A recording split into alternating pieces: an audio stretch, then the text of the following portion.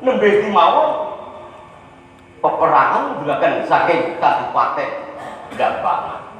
Adik Wopate kalian Rayuda. Tegesipun bela negari ngaten. Nggih, pangestu panjenengan. Tanpa wonten pamrihipun ngaten lho Paman.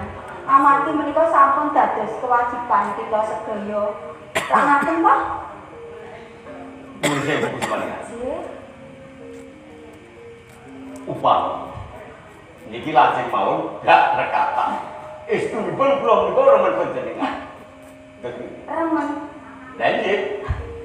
Menawi ngaten sami kula diremen dhateng Paman Junungwangi. Saestu menika. Tegesipun remen menika Nggih. kula upamaken kados bapak kalih Rama kalih ibu. Wah, kok Rama kaliyan ibu. Menawi kula kok benten nggih. Kula menika remen saestu dhateng Paman nanging kados anak kalian tiyang sepuhipun kalian romonipun piyambak ngaten menika. Wis maling ayu. Menapa panjenengan lo kesupen di kula semanten pisuwanan wonten Pendopo. Neka panjenengan kula kraos. Kula menika kraos Gusti maling ayu. Kraos pripun? Tegesipun kraos kok nggih Gusti. Mekaten kok Dos pundi kok kalih napa dos tiga? Dos pundi? Malah saya mbok bingung manah kula mbok njenengan ketoke wae wong papanipun piye kok yo. Sampun. Mriki wis. Mangke dampe pekawis lenggah dampe Mas. Sing bahu panjenengan kok kersa ngladosi kula. Ngadosi. Lah iki dados garwa. Njenengan kok mbok ampun kebujengan kok. Wah, menika wis matur mboten dulu. Matur menapa wontenipun Gusti Manik. Kersa. Kok kersa nggih. Kula sampun matur menawi panjenengan menika sampun kula anggap kados dene Rama kula nggih tiyang sepuh kula piyambak. Ngadosi pinangka garwa menika. Gusti Manik ayu, Gusti Manik. Rose jenur Jenengan menika badhe menapa?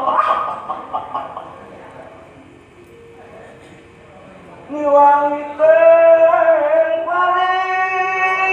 Wah.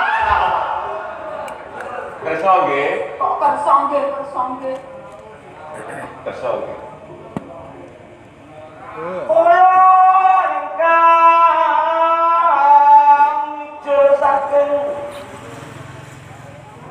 Salira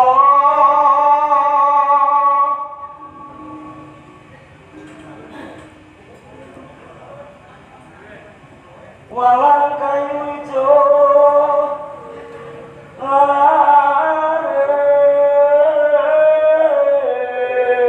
Panjenengan menika sampun sepuh lho Pak. Lah iki sampun sepuh.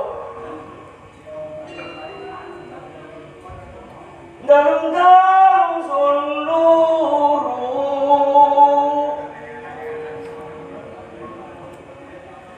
mengingat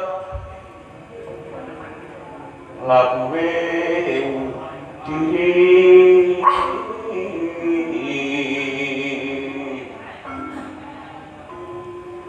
juring cipta mung sira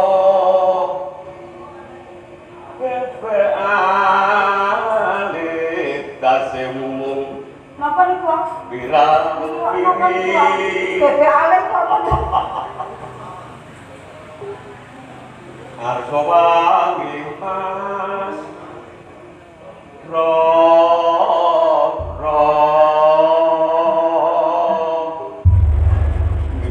Kok pripun lho? niko Lupa to panjenengan menika. perkawis katresnan Gusti. Anjir perkawis Boten karanggan. Kula lu estu tresno panjenengan. ingkang tresna menika nek panjenengan nanging sekedhik kemawon kula menika mboten gadhahi raos katresnan.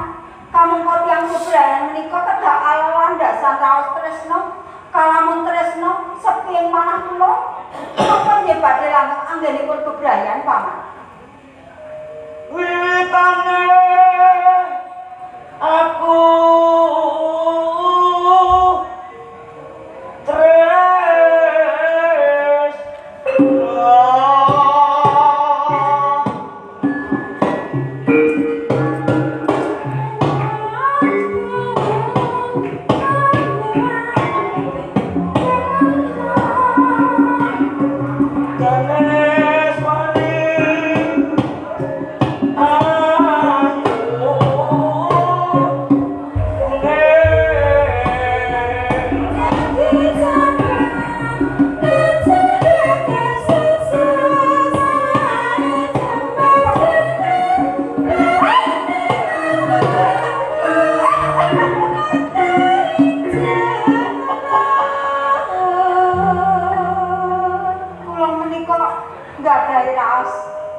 nggadahi citra ayumu ora mung kado. Nanging nuduhake tulus ing atiku. kok Esemu sing bisa gawe greget tanah. senajan pangandika panjenengan menika kados teledrat.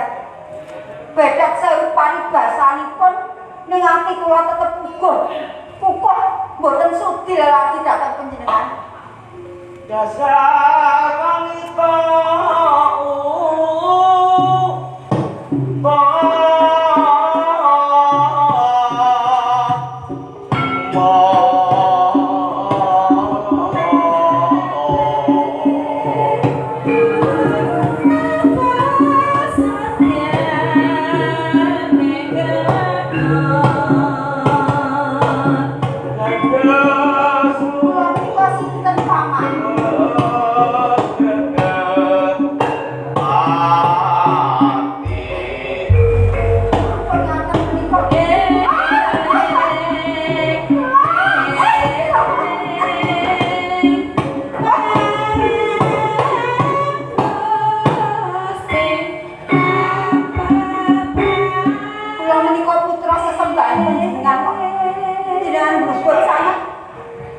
Panjenengan kula upami ampun.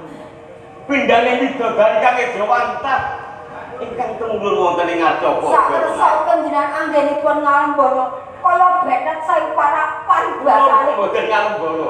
Matur mboten wontenipun panjenengan ka. Kaya panjenengan moncet mbledek kados dene sato kewan ingkang panjenengan guru wonten sak lebeting wana wonten kula menika nggadahi raos, nggadahi ati. Daneswari. Sapa wong itu sikran piyun karo sliramu kok, Mas? Kejawi kula nek kathah wanita wanodya kenyong ingkang purun lelaki. Mas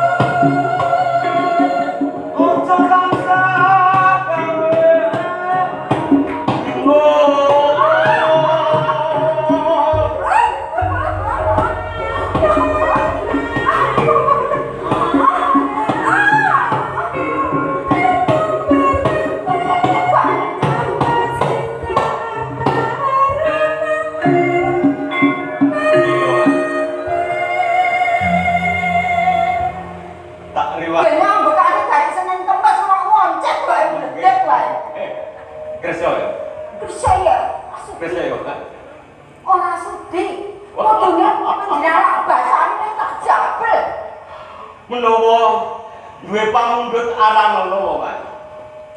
Aranono sing wis ening Tambono sing jero, Mas. Pamundhut waton jagat bular iki waton ana Siliwangi Sakti. Aku ki putra Nalendra, apa wae wis kecukupan Gondobrana lan sak panunggalane. Lah kuwi cerita dalem.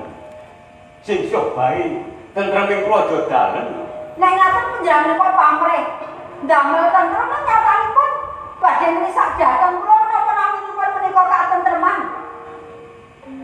Ayo ning unen-unen miting Trisna jalaran sangka kuwi. Mboten saged. Mengke panjenengane mresani kula terus nggih nggih Trisna. Kagem kula sepisan kula tresna selawinipun badhe tresna kok sak wangsulipun wong nyawang panjenengan buruh kok kenal lagi. Rasudi. Wah, kaya aku ngendika ngono kuwi marahi piye nek iki. Apa dosa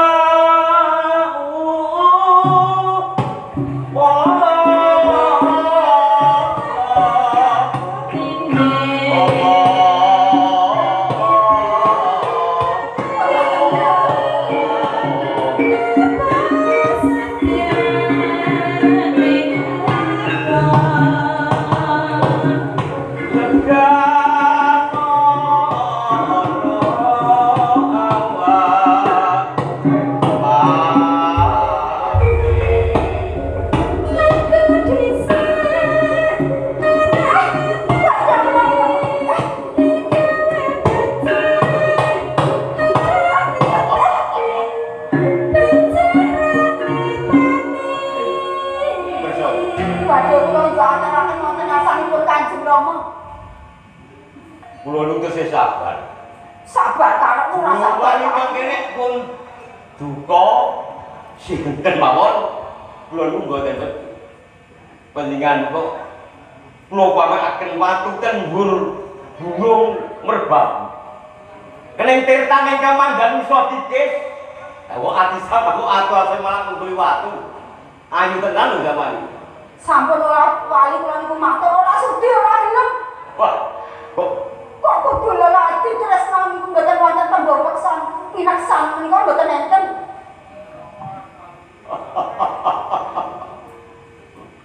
Nek dipaksa ya lara. Eman.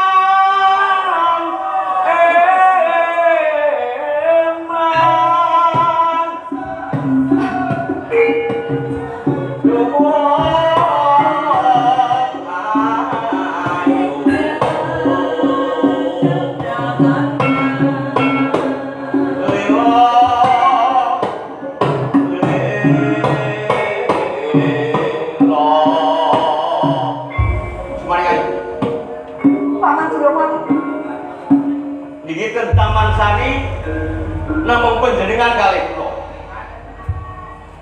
Boten enten sapa-sapa. Ajeng meksa dateng kula. Lah nggih kula tegel nek dengan boten kersa. Alung kula tumekaning pakaian kudu lelaki karo sampeyan. Ora sudi. Wah. Pun ora sudi to.